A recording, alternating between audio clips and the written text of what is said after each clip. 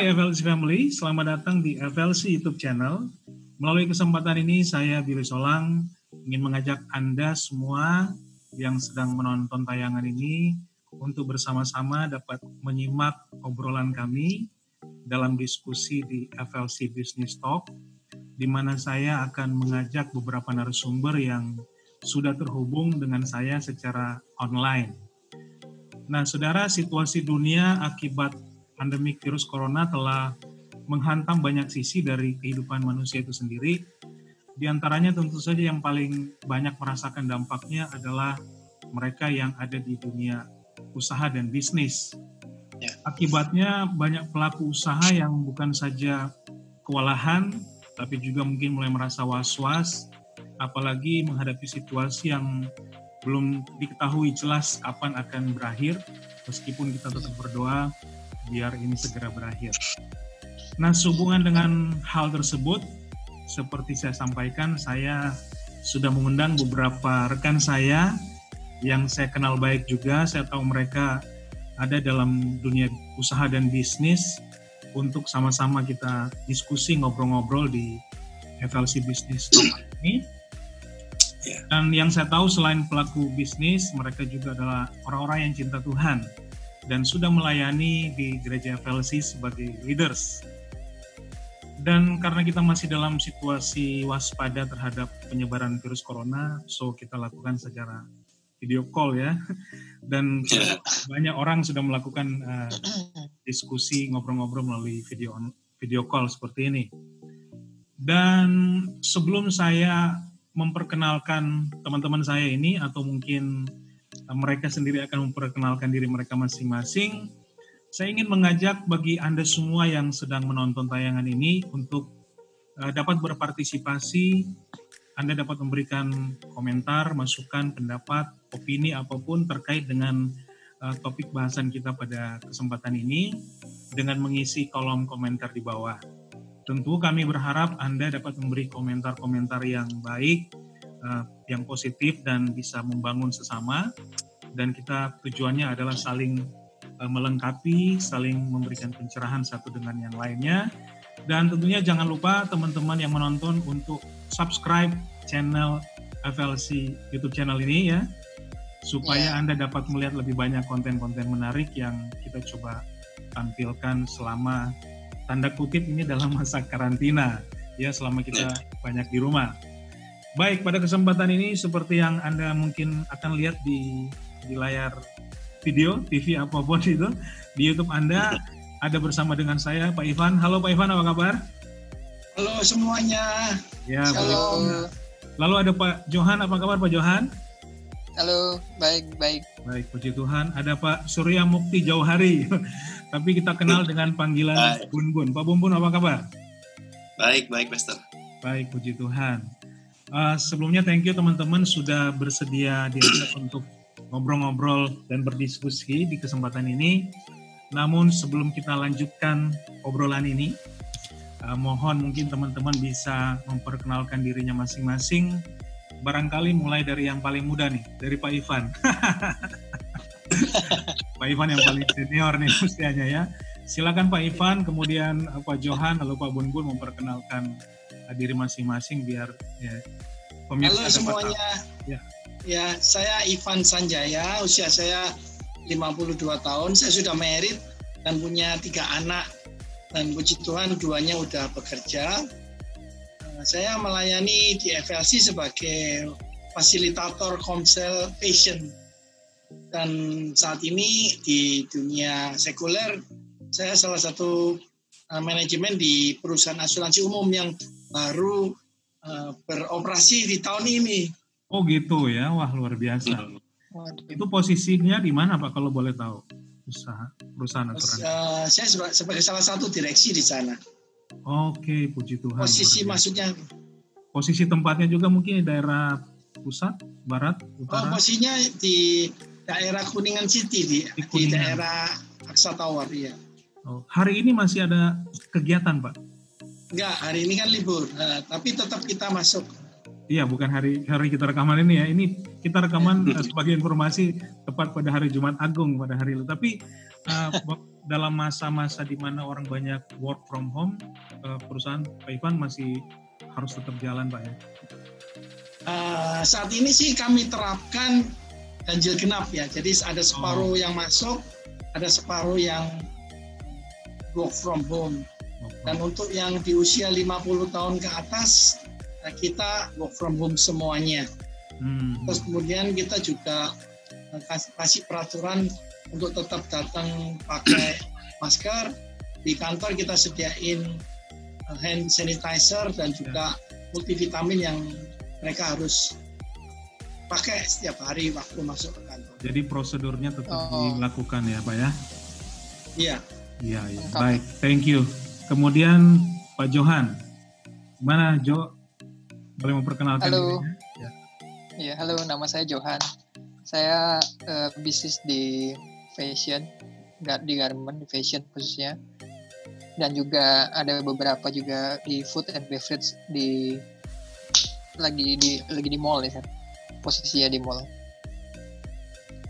Okay. Jadi setelah saya sudah berkeluarga, saya umur 39 tahun, saya lagi menanti anak pertama saya nih, jadi excited banget. Puji Tuhan. Iya. Ya mungkin itu aja perkenalan saya. Oke, kemudian Bun, silakan Bun. Hai semua. Halo. Nama saya Bun. Halo. Ya. Umur 33 tahun. Pekerjaan saya sebagai wirausaha. Anak baru 4. Anak baru 4. Okay. Mantap. Berarti mau nambah nih. Oke. Usahanya di bidang apa? Usahaku di bidang sembako, kebutuhan pokok. Iya. Kayak toko kelontong gitulah intinya. Oke. Jadi kalau dibilang saat ini ya lagi bagus karena banyak yang stok makanan. Bagus ya.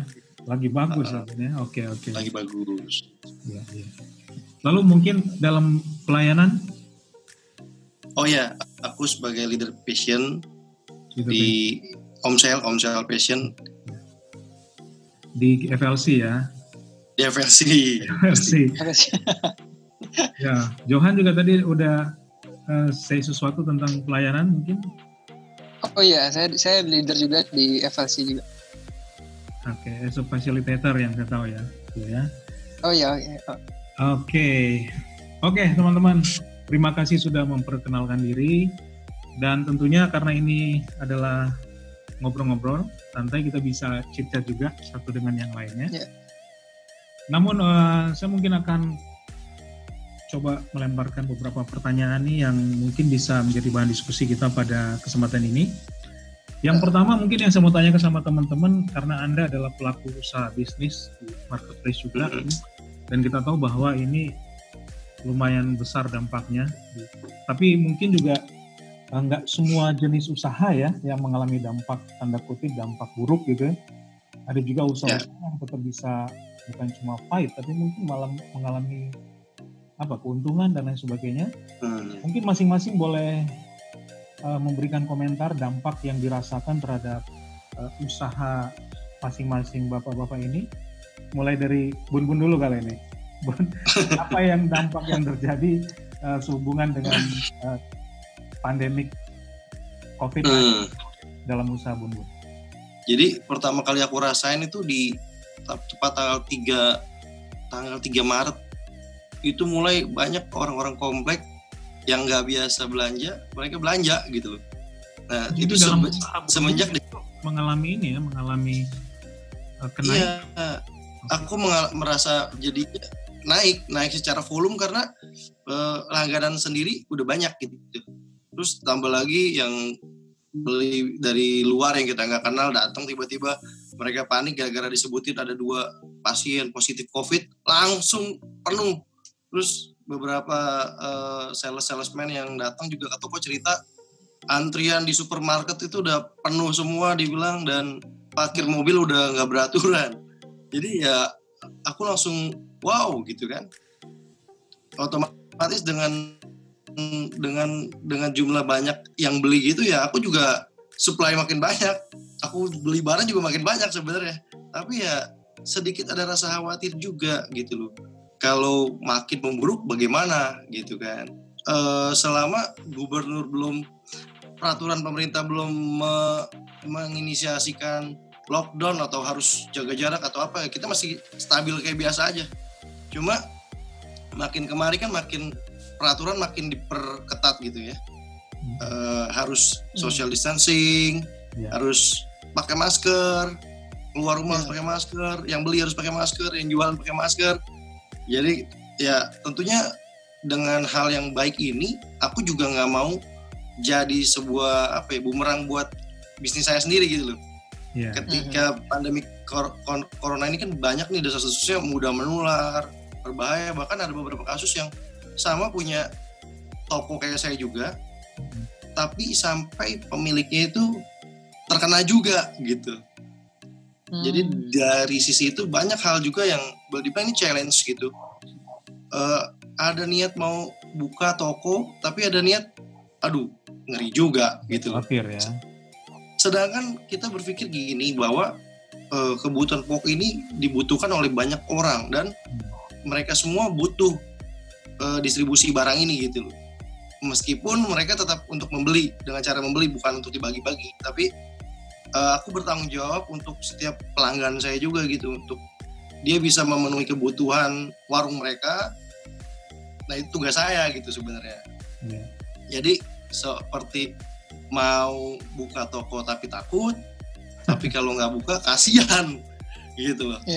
Dan aku juga ngerasa sih dengan aku tetap buka, aku membantu juga untuk setiap orang yang perlu cari bahan untuk sumbangan, untuk keperluan sosial, aku masih bisa bantu mereka untuk provide barang-barang itu gitu. Oke, jadi sebenarnya secara finansial dampaknya justru boleh dikatakan untuk jenis usaha yang dipimpin oleh Bun Bun ini malah sebenarnya ada mengalami peningkatan ya? Ya, betul itu. Jadi ya oke. Mungkin kita akan coba saya tanya dampaknya yang dari mana dulu nih? Dari Pak Ivan, kalau Pak Ivan gimana Pak? Kalau dari saya sih impact-nya negatif. Kalau Bun Bun tadi kan impact-nya positif ya.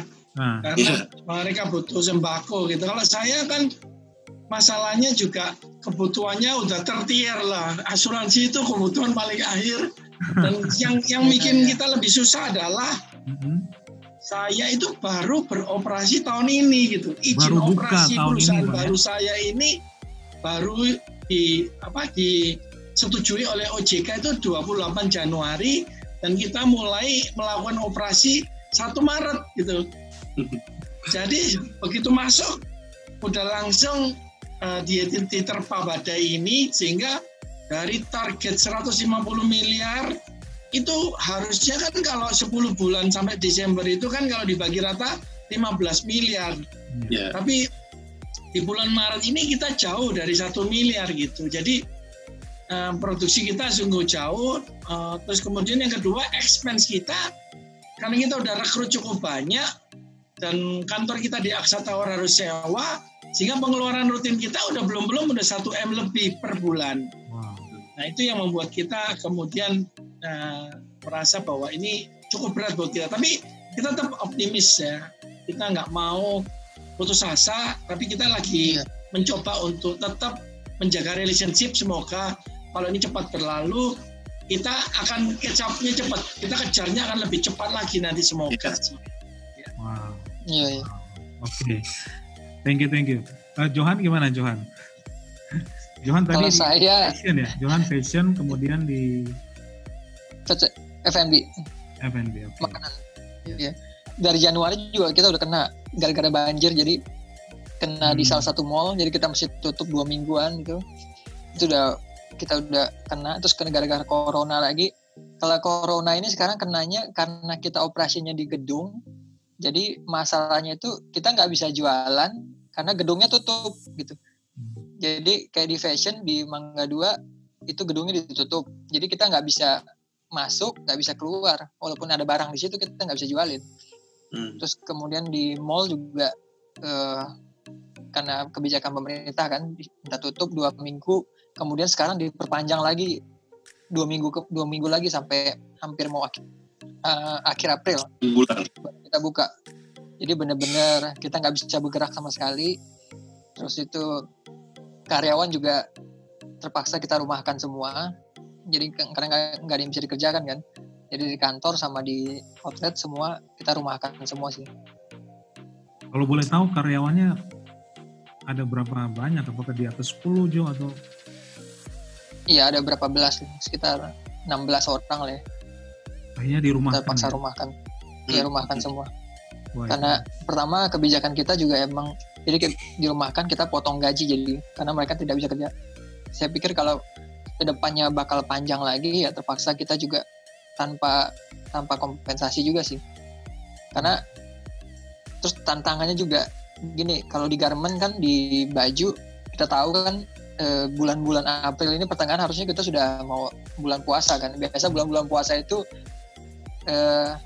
kalau orang di dunia juga dagang biasa bukan di penjualan biasanya kalau di garment itu lagi tinggi-tingginya gitu loh. Oh iya. Jadi kita udah stok baju segala macam, tapi ternyata keadaannya begini gitu. Sama di makanan juga kan kita ngarepnya bulan puasa orang muslim puasa biasanya kan konsumsi makanan mereka juga meningkat kan. Tapi dengan kondisi ini juga jarang mungkin orang buka puasa di mall. Jadi saya pikir ini agak panjang juga ya. Ini lumayan dampaknya besar banget sih buat kita. Wow. Lalu tantangan terberatnya apa ini kalau kita lagi dihadapi buat teman-teman yang merasa tantangan paling terberat? Ya kalau Bun tadi sempat bicara tentang mungkin lebih kepada kekhawatiran dengan adanya virus ini ya tentunya meskipun ada keuntungan tapi mikir-mikir juga kalau mau buka dan terjadinya penumpukan mungkin lain-lain ya. Tapi sebenarnya tantangan dalam keluarga sendiri pasti ada impact-nya ya. Apalagi kayak Johan tadi. Gimana nih? Iya. Kalau tantangannya tempat saya, yang saya alamin sih yaitu mau bayar karyawan, berapa belas karyawan kita bayar, tapi kita sendiri nggak ada pemasukan, jadi 0 pemasukan. Jadi ya nombok terus ini gitu posisinya. Jadi, terus kemudian kita ada beberapa juga kewajiban kan misalnya gitu. Rumah untuk sehari-hari juga kan itu tantangan juga buat kita untuk cukupinnya ya kan. Kayak ya banyak lah tagihan-tagihan juga kita kan masih lunasin kadang-kadang. Wow. Kalau Pak Ivan lihatnya gimana nih Pak? Tantangan terbesar ini. Saya sebagai perusahaan yang profesional ya, tantangan terbesar saya itu adalah pengambilan keputusan gitu. Yang sekarang ini kita harus ambil keputusan yang berat gitu. Nah, karyawan yang saya rekrut itu adalah karyawan yang saya tarik banyakan dari perusahaan lain. Dan mereka mau bergabung di perusahaan yang baru dengan harapan bahwa perusahaan ini akan lebih baik. Tapi langsung diterpa seperti ini dan kita harus berani untuk mengambil keputusan bahwa apa yang harus kita lakukan. Apakah dirumahkan, apakah di PHK. Nah itu kan membuat responsibility yang antara profesional dan moral itu yang berat. Itu yang membuat nggak bisa tidur.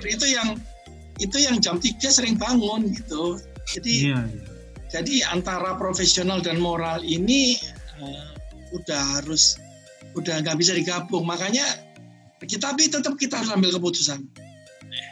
Tapi tetap yaitu ini responsibility yang paling besar. Jadi tantangannya di keputusan yang diambil Pak ya? Iya. Iya. Tantangan moral ya Pak Ivan ya. Gimana kita PHK kita, karyawan? Gitu. Ya kan karyawan sudah mungkin karyawan juga banyak kan juga dari agama seberang dan mereka juga ngarepin THR untuk Lebaran. Sedangkan kalau kita cut gimana mereka? Banyak karyawan saya juga seperti itu juga saya lihat update status mereka itu ngomongin soal THR gimana tantangan mereka. Saya bilang waduh kita juga punya tantangan, mereka juga untuk sehari-hari mereka juga mereka struggle banget juga. Ya saya kira juga banyak yang menonton kita tayangan kita ini juga mungkin ngalamin hal yang kurang lebih sama dan ada kebingungan ya. Wah makanya ya semoga lewat obrolan kita mungkin ada hal-hal pencerahan yang mungkin paling tidak kita bisa menguatkan orang lain juga karena kita ingin kasih tahu kepada yang nonton bahwa Anda nggak sendiri gitu ya. Dan sebenarnya juga dari sisi pengusaha atau pelaku bisnis sebenarnya juga ini bukan hal yang diinginkan ya, apalagi Betul. yang memiliki karyawan kayak begitu ya. Betul. Dan kita tahu kalau dari, mungkin saya nggak punya data yang akurat, tapi dari berita-berita yang saya lihat ada banyak ya itu orang yang dirumahkan, ada ancaman-ancaman ke depan di mana kalau ini nggak segera berakhir akan semakin banyak orang yang mungkin kehilangan pendapatan. Iya. Nah, kalau teman-teman sendiri melihat khususnya yang ya punya bawahan, punya karyawan, tadi masalah nurani apa tadi? Moral ya.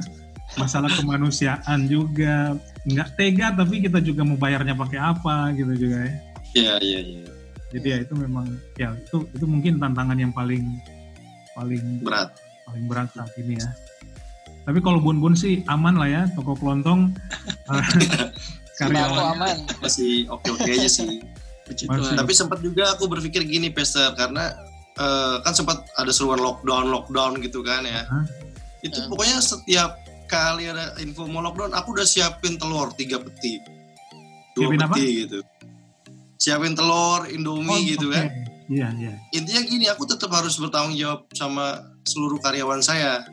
Mungkin ya karena karyawan aku masih belum banyak lah, masih ya 12-13 gitu kan. Banyak. Jadi aku udah antisipasi gitu. Kalau sampai benar-benar nggak bisa dagang nih, nggak bisa buka toko, ya udah tetap mereka aku siapin juga kebutuhan, misalnya harus 2 minggu, ya sudah aku siapin 2 minggu. Asal mereka nggak pulang kampung aja, karena kan dalam kondisi kayak gini kita semua harus kerjasama gitu. Itu yang aku bangun buat bisnis aku gini. Jadi dalam hal ini kita perlu tenaga yang lebih besar gitu, ekstra. Tapi kenapa butuh tenaga lebih besar? Karena jam waktu buka toko itu aku persingkat dari biasa buka jam 7, tutupnya jam 5, selesai jam 7 malam. Ini aku jam 3 udah terakhir, last order jam 3.